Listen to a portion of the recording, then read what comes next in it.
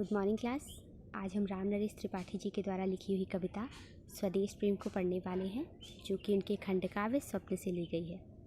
इस कविता के आधे भाग को हम पढ़ चुके थे, आज शेष अंशों को हम पढ़ने वाले हैं। इस कविता में अब तक जितना हमने पढ़ा है उसमें त्रिपाठी जी ने भारत के गौरवपूर्ण अतीत का यानी इसके भूतकाल का यशोगान किया है और भारत के सत्पुरुषों, महापुरुषों और वीरों के चरित्रों से सीख लेकर अपनी मातृभूमि से प्रेम करने का संदेश दिया है। आज जो हम इसका अंश पढ़ने वाले हैं उसमें त्रिपाठी जी विभिन्न उदाहरणों के माध्यम से अपनी मातृभूमि के प्रति श्रद्धा और प्रेम रखने का संदेश देते हैं और इसके साथ ही मातृभूमि पर समय आने पर अपने प्राणों को निछावर करने का भी संदेश देते हैं। राष्ट्र प्रेम के प्रति प्रेरित करते हुए त्रिपाठी जी कहते हैं, विश्वत रेखा का वासी जो जीता है नित हाफ हाफ कर, रखता है अनुराग अलौकिक वह भी अपनी मातृभूमि पर, ध्रुववासी हो जो हिम में तम में जी लेता है काँप काँप कर, वह भी अपनी मातृभूमि पर कर देता है प्राण निछावर। विश्वत रेखा का वासी जो अर्थात विश्वत रेखा पर जो रहने वाला व्यक्ति है, जो विश्वत रेखा का वासी है, जीता है नित काँप काँप हाफ हाफ कर, जो नित हाफ हाफ कर जीता है अर्थात अत्यंत गर्मी और संघर्षों के बीच में जीता है। विश्वत रेखा वो रेखा है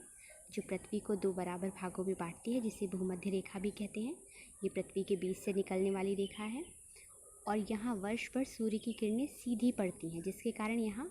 अत्यधिक गर्मी होती है। तो यहाँ रहने वालों का जीवन हमारे जितना सरल नहीं होता है। इसीलिए त्रिपाठी जी कहते हैं कि विश्वत रेखा के जो निवासी हैं,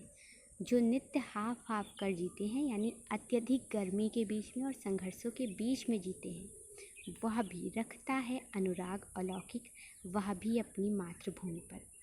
वह भी अपनी मातृभूमि पर अनुराग अलौकिक, अनुराग अर्थात प्रेम, अलौकिक अर्थात अपार, वह भी अपनी मातृभूमि से अपार प्रेम करता है, अगाध प्रेम रखता है। अर्थात जहाँ पर स्थितियाँ सही नहीं हैं वहाँ रहने वाले लोग भी अपनी मातृभूमि से बहुत अधिक प्रेम करते हैं।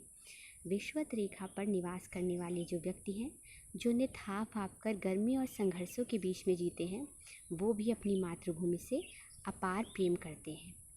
ध्रुववासी और जो ध्रुव पे रहने वाले लोग हैं, जो उत्तरी और दक्षिणी ध्रुव पर निवास करने वाले व्यक्ति हैं, जो हिम में, हिम अर्थात बर्फ में, और तम में अर्थात अंधकार में जी लेता है काँप काँप कर, जो वर्ष भर काँप काँप कर जीते हैं। हिम में क्योंकि वहाँ वर्ष भर बर्फ ही बर्फ रहती है, और तम में क्योंकि 6 महीने का दिन और 6 महीने की रात होती है। ऐसी परिस्थितियों में भी जो काँप काँप कर जीते हैं, अत्यंत संघर्षों के बीच जीते हैं, वह भी अपनी मातृभूमि पर कर देता है प्राण निछावर। ऐसे व्यक्ति भी, ऐसे स्थानों के निवासी भी अपनी मातृभूमि पर अपने प्राणों को निछावर कर देते हैं, समय आने पर प्राणों का बलिदान दे देते हैं। कहने का तात्पर्य ये है कि जब इतनी विषम परिस्थितियों में रहने वाले लोग भी अपनी मातृभूमि के प्रति इतना प्रेम और श्रद्धा रखते हैं, तो ऐश्वर्य से और संपदा से संपन्न भूमि पर रहने वाले हम लोगों को भी अपनी मातृभूमि से ऐसा ही प्रेम होना चाहिए। राम नरेश त्रिपाठी जी कहते हैं कि विश्वत रेखा अर्थात भूमध्य रेखा पर निवास करने वाले व्यक्ति, जो नित्य हाफ हाफ कर गर्मी और संघर्षों के बीच में जीते हैं,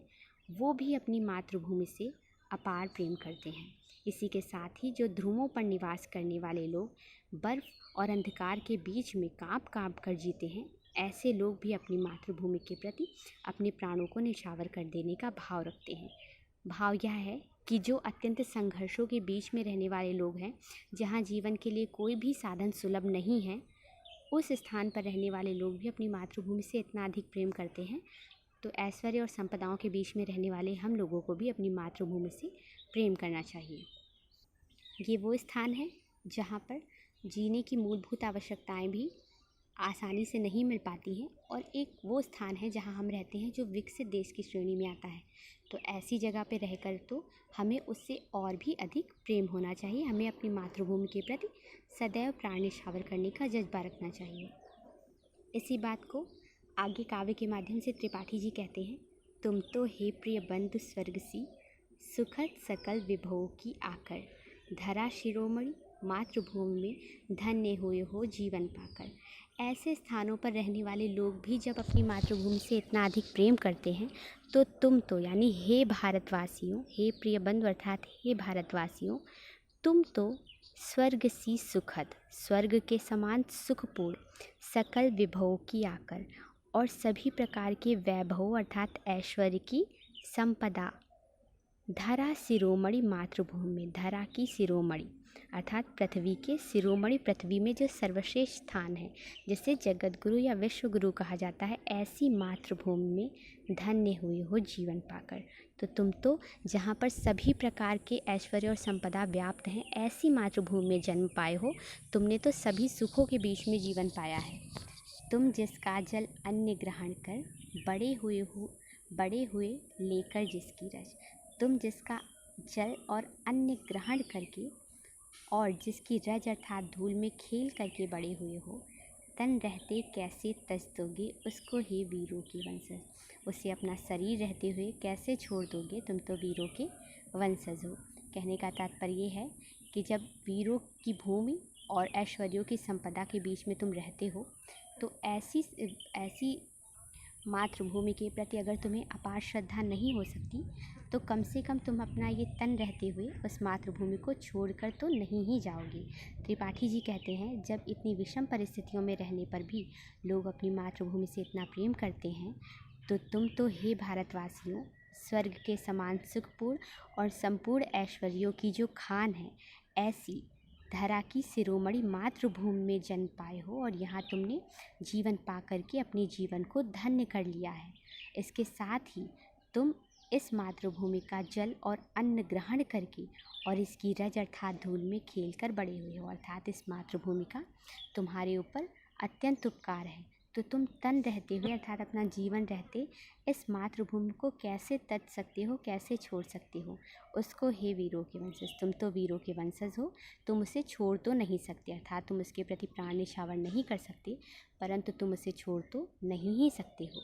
त्रिपाठी जी कहते हैं कि हे भारतवासियों, तुम तो स्वर्ग के समान सुखद और संपन्न वैभवों की खान, धरा की शिरोमणि मातृभूमि में अपना जीवन पाकर के धन्य हो गए हो। इसके साथ ही तुम इसी का जल और अन्न ग्रहण करके इसी की धूल में खेल करके बड़े हुए हो, तो तुम अपना शरीर रहते ऐसी संपदा की खान, ऐसी मातृभूमि पर जहाँ जीवन पाकर तुम धन्य हो गए हो, उसको हे वीरों के वंशज कैसे छोड़ सकते हो, अर्थात उसके प्रति प्राण न्यौछावर नहीं कर सकते, परंतु उसे छोड़ भी नहीं सकते हो। अगले पद में त्रिपाठी जी देश प्रेम की शिक्षा देते हुए, देश प्रेम के प्रति प्रेरित करते हुए कहते हैं कि जब तक साथ एक भी दम हो अवशिष्ट एक भी धड़कन, रखो आत्मगौरव से ऊंची पलकें, ऊंचा सिर ऊंचा मन। यहाँ पर आत्मसम्मान और स्वाभिमान की सीख देते हुए त्रिपाठी जी कहते हैं कि तुम ऐसी भारत भूमि में पैदा हुए हो जो ऐश्वर्यों की खान है, इसके साथ ही जो जगत गुरु है, धरा शिरोमणि है। तो जब तक साथ एक भी दम हो, दम अर्थात सांस, जब तक तुम्हारी एक भी सांस चल रही है, हो अवशिष्ट एक भी धड़कन, अवशिष्ट अर्थात बची हुई, और जब तक तुम्हारे हृदय में एक भी धड़कन, एक भी स्यंदन बचा हुआ है, रखो आत्मगौरव से ऊंची, तब तक अपने आत्मगौरव से ऊंची रखो अपनी पलकें अर्थात अपने नेत्र, ऊंचा सिर ऊंचा मन, तब तक अपने आत्मगौरव को मिटने ना दो, उसे झुकने ना दो, और अपने नेत्रों को, अपने सर को और अपने मस्तक को सदैव ऊंचा रखो। एक बूंद भी रक्त शेष हो जब तक मन में, हे शत्रुंजय, जब तक एक बूंद भी रक्त की तुम्हारे शरीर में शेष है, तब तक हे शत्रुंजय अर्थात हे शत्रुओं पर विजय प्राप्त करने वाले भारतवासियों, दीन वचन मुख से न उच्चारो, तब तक दीनों के समान वचन मुख से न उच्चारो अर्थात उच्चारित नहीं करो, दीनों के समान वचनों का मुख से उच्चारण मत करो, मानो नहीं मृत्यु का भी भय, और तब तक मृत्यु का भी भय मत मानो, क्योंकि तुम शत्रुओं पर विजय प्राप्त करने वाले हो और तुम वीरों के वंशज हो। त्रिपाठी जी कहते हैं कि जब तक तुम्हारे शरीर में एक भी सांस है और तुम्हारे हृदय में एक भी धड़कन शेष है, तब तक आत्मसम्मान से अपने नेत्र, अपना सर और अपने मन अर्थात मस्तक को सदैव ऊंचा ही रखो, मन को सदैव ऊंचा ही रखो। और इसके साथ ही जब तक तुम्हारे शरीर में रक्त की एक बूंद भी शेष है, तब तक हे शत्रुओं पर विजय प्राप्त करने वाले भारतवासियों, अपने मुख से दीनों के समान दीनहीन वचनों का उच्चारण मत करो और इसके साथ ही मृत्यु का भी भय मत मानो, अर्थात मृत्यु से भी नहीं डरो।